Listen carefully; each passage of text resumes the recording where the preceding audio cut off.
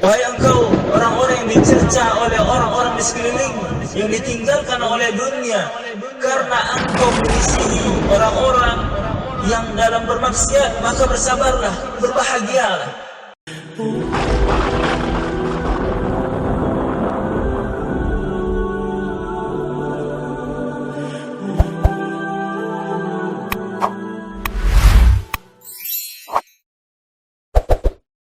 Assalamualaikum warahmatullahi wabarakatuh. Alhamdulillahirabbil alamin wassalatu wassalamu asrafil anbiya'i wal mursalin wa ala alihi wa sahbihi rasulillahi ajmain.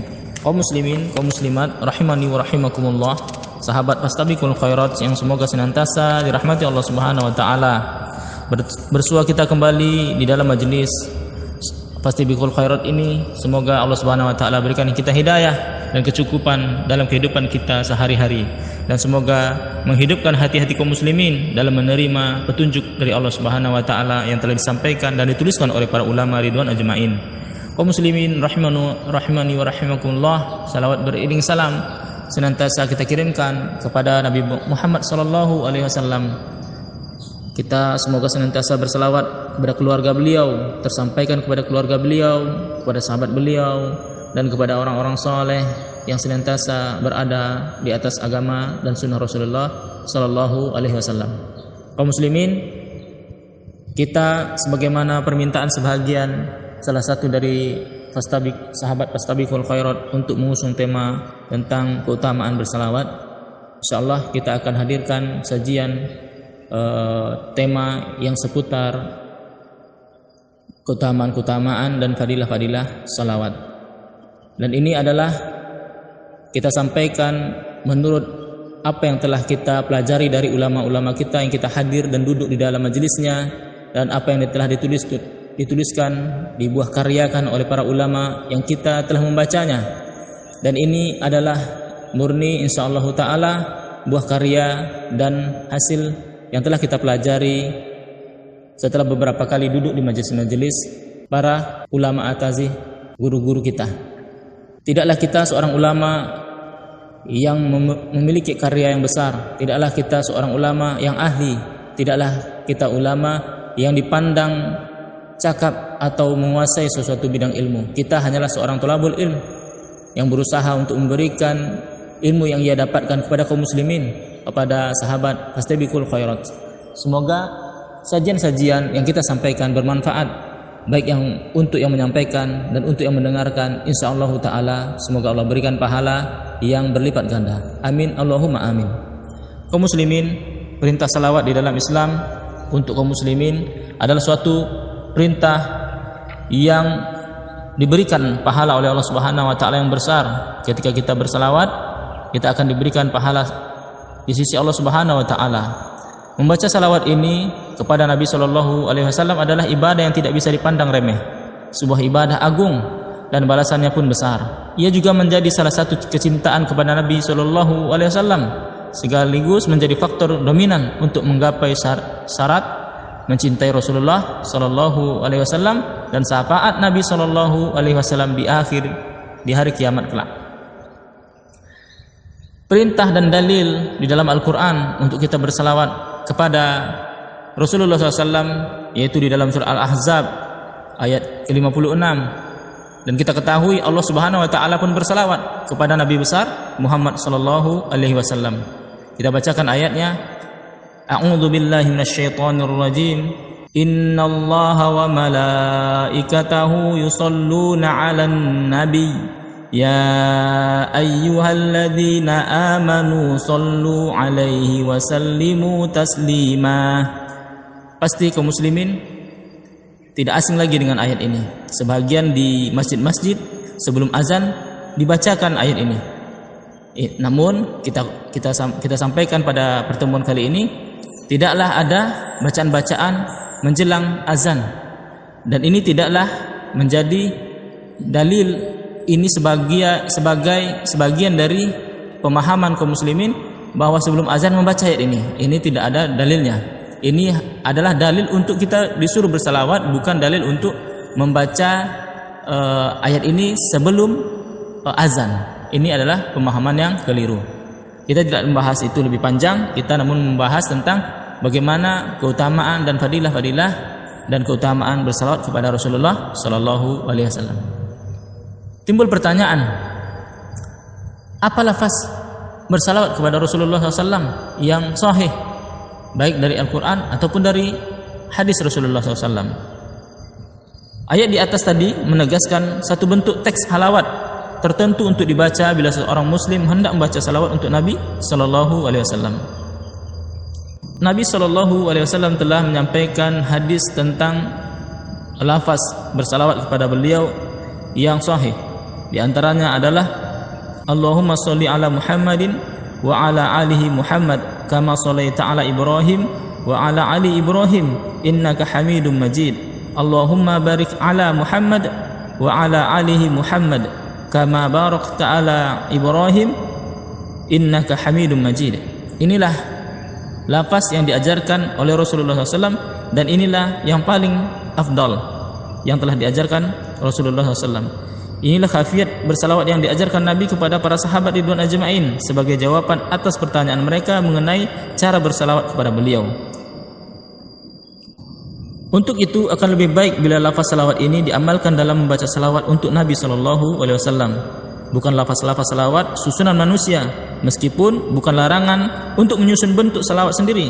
Namun terkadang salawat yang disusun oleh manusia terkadang berlebih-lebihan, berlebih-lebihan dalam memuji Rasulullah SAW. Rasulullah SAW mengatakan kepada para sahabat, janganlah kalian memujiku berlebih-lebihan sebagaimana orang-orang Quraisy memuji Isa putra Maryam, sebagaimana orang kafir memuji Isa putra Maryam.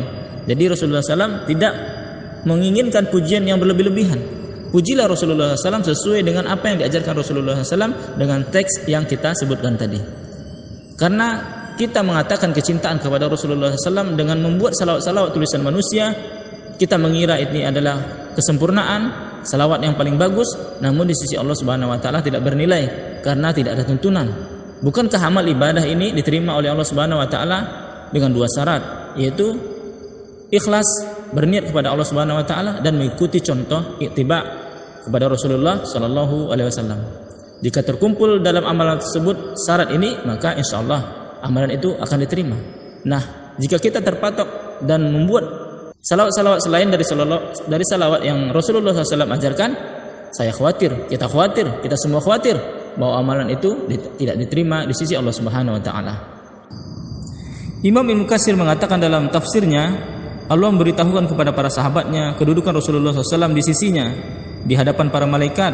Allah Subhanahu wa taala memuji beliau di hadapan mereka. Ini adalah dalil dari tafsir dari Ibnu Katsir tentang ayat Al-Ahzab 56 ini, 56. Bersalawatlah kalian untukku.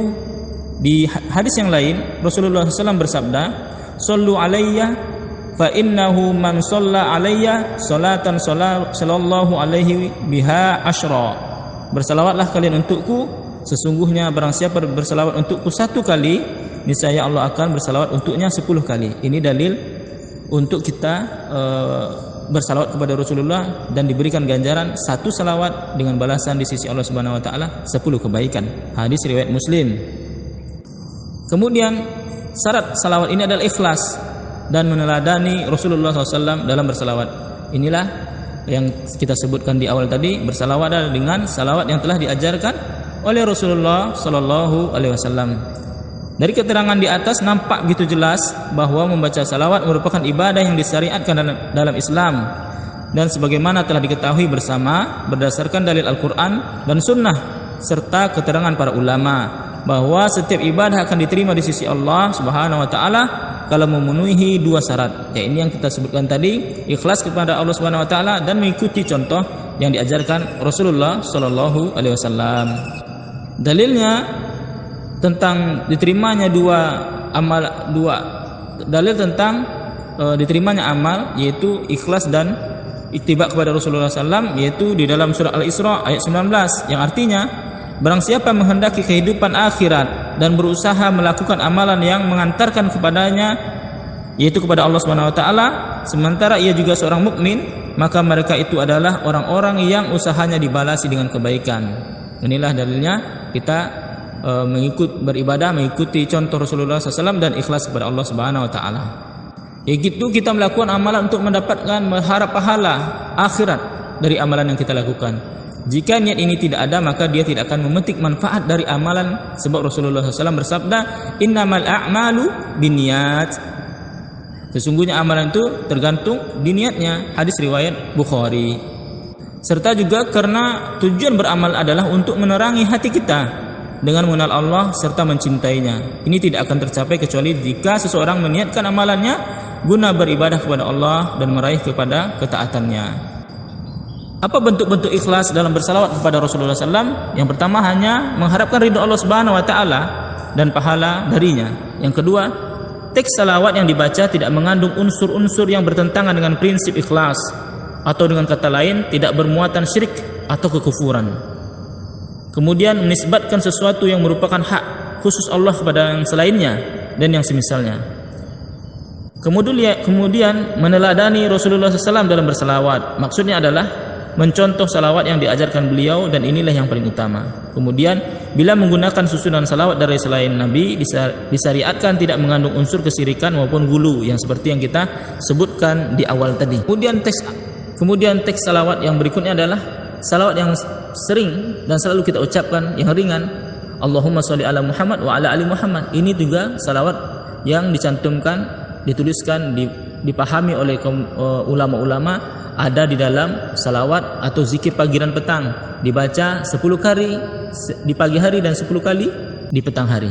Ini adalah amalan-amalan salawat yang mestinya kita tidak tinggalkan. Dan bersalawatlah di setiap hari Jumat, mulai dari masuknya Jumat di sore hari, kemudian sebelum tenggelamnya fajar, sebelum tenggelamnya matahari di sore hari, maka salawat itu tetap tersambung kepada Rasulullah SAW. Dan barang siapa yang bersalawat kepadaku, kata Rasulullah SAW, maka salawat itu akan ditampakkan kepadaku. Ini adalah hadis yang lain, yang penunjang untuk kita lebih bersemangat bersalawat kepada Rasulullah SAW.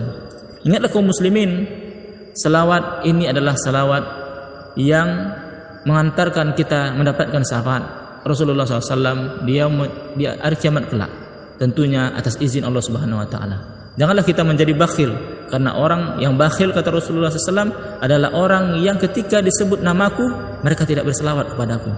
Dan perkumpulan atau kelompok-kelompok atau majelis-majelis yang rugi, majelis-majelis yang rugi artinya adalah terancam neraka, atau majelis-majelis yang rugi, tidak ada kebaikan dan keberkahan di dalam majelis itu, majelis yang tidak disebutkan nama Rasulullah SAW di dalamnya. Ini juga tercantum di dalam hadis-hadis para ulama, bahwa Rasulullah SAW mengatakan juga majelis yang paling buruk adalah majelis yang tidak dibacakan salawat kepadanya. Dan orang-orang yang bakhil adalah orang-orang yang ketika namaku disebut, kata Rasulullah SAW, mereka tidak bersalawat kepadaku. Kaum muslimin, hendaklah dimanapun anda berada, ketika anda hadir di kajian, ketika anda hadir di majelis, ketika seorang ulama atau seseorang mengatakan nama Nabi SAW disebut dengan sempurna SAW, maka hendaklah dia mengucapkan yang sama, mengucapkan SAW. Dan ini adalah juga makna dan bentuk dari salawat. Semoga semakin banyaknya kita bersalawat kepada Rasulullah SAW, semoga semakin terbuktilah cinta kita kepada Rasulullah SAW. Dan saya ingatkan, janganlah nama Nabi atau nama Allah Subhanahu wa taala disingkat seperti tulisan-tulisan atau perkataan orang-orang Allah SWT atau Muhammad SAW. Ini tidak ada maknanya. Bahasa Arab adalah bahasa yang harus tegas, harus jelas. Ketika kita menyingkat, mempersingkat tulisan atau ucapan Allah SWT, ini sangat keliru. SWT tidak kita ketahui artinya. Walaupun kita tahu maksudnya, namun ini tidak mencerminkan bentuk kecintaan seorang hamba kepada Sang Khalik, atau tidak membentuk kecintaan seorang hamba yang ia mengeluh-elukan cinta kepada Rasulullah, mengatakan dirinya mencintai Rasulullah, sementara dengan nama Allah dan nama Rasulullah SAW mereka menyingkatnya, mereka mempersingkat nama Rasulullah SAW. Apakah ini bukti cinta? Yang kita akan berhadapan di sisi Allah Subhanahu wa taala, mempertanggungjawabkan setiap tulisan, perkataan dan perbuatan kita di sisi Allah Subhanahu wa taala. Apa yang hendak kita jawab ketika Allah mempertanyakan kenapa tulisan atau namaku disingkat, atau kenapa nama Rasulullah SAW kekasihku disingkat? Apa yang hendak kita katakan? sementara kita mengatakan kita cinta kepada Rasulullah sallallahu alaihi wasallam. Hendaklah kaum muslimin, kami ingatkan kembali diri kami dan kaum muslimin, fastabiqul khairat, antum-antuna dimanapun berada, hendaklah kita lebih bersemangat bersalawat kepada Rasulullah SAW. Buktikanlah cinta kita kepada cinta Rasulullah SAW dengan bersalawat, dengan salawat yang telah diajarkan Rasulullah SAW, dengan menghadirkan keikhlasan, dengan menghadirkan kecintaan yang sesungguhnya kepada Rasulullah SAW. Dan jawablah salawat Rasulullah dimanapun anda mendengar orang yang mengucapkan salawat kepada Rasulullah SAW, maka bersalawatlah kepadanya. Akhiru da'wana alhamdulillahi rabbil alamin. Subhanakallahumma wa bihamdika astaghfiruka la ilaha illa anta astaghfiruka wa atubu ilaih. Assalamualaikum warahmatullahi wabarakatuh.